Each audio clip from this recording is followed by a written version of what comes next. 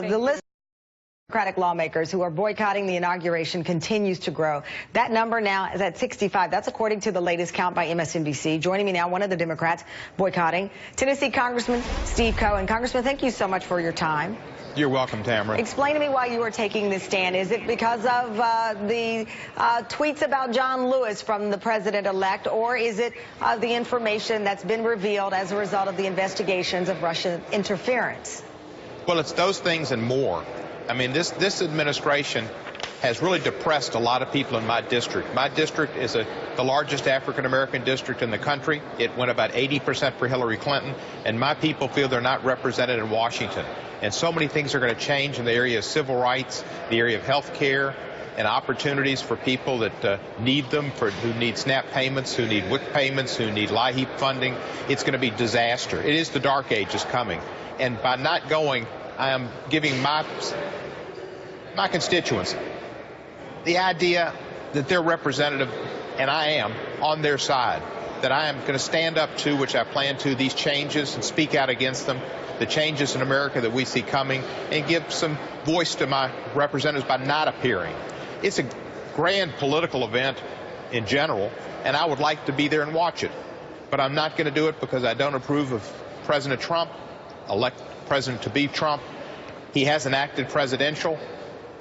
And until he earns my respect, I will not give it to him. It's not the office, but the man. And the man has been disparaging of John Lewis, of John McCain, of others, of people with disabilities. I had polio as a child. I wear a brace. It's a little tough for me sometimes even to stand, like right now. So to see him make fun of a man who had a birth defect really went to my core. The man is not a good human being, and he is disgracing the office of the presidency. If he reaches out and changes, great. But I don't think this man's going to change. He's had 70 years. It goes back to Woody Guthrie doing a song about old man Trump discriminating in housing in the 70s. This family has not been a family of civil rights. It's been a family of greed.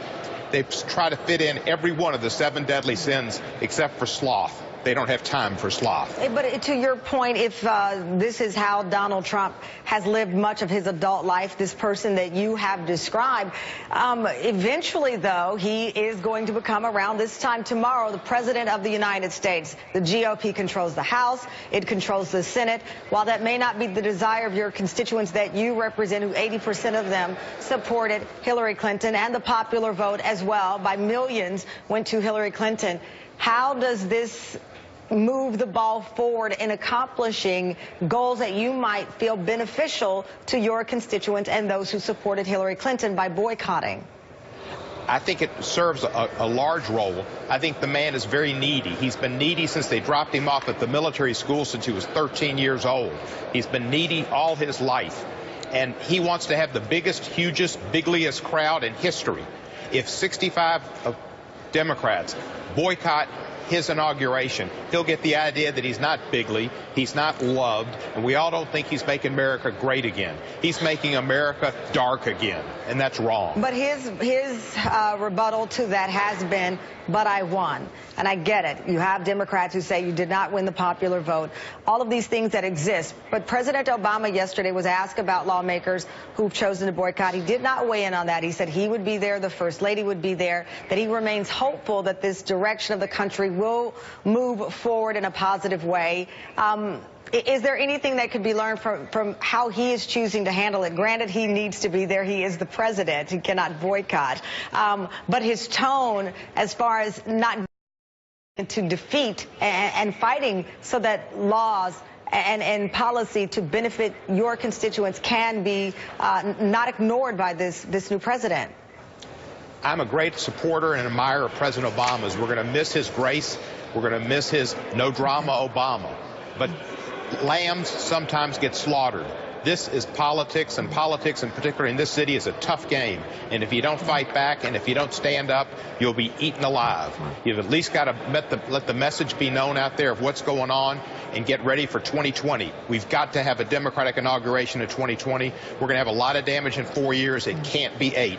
And my job is to be here in 2020 to see a Democrat elected president, and to turn this country back toward a loving, caring, tolerant, diverse country with science at the forefront and justice as a guide and using our gray matter and not our just bellicose bullying. Congressman, thank you so much for your time. We have a double screen. Donald Trump almost wheels up, headed to Washington, D.C. I do want to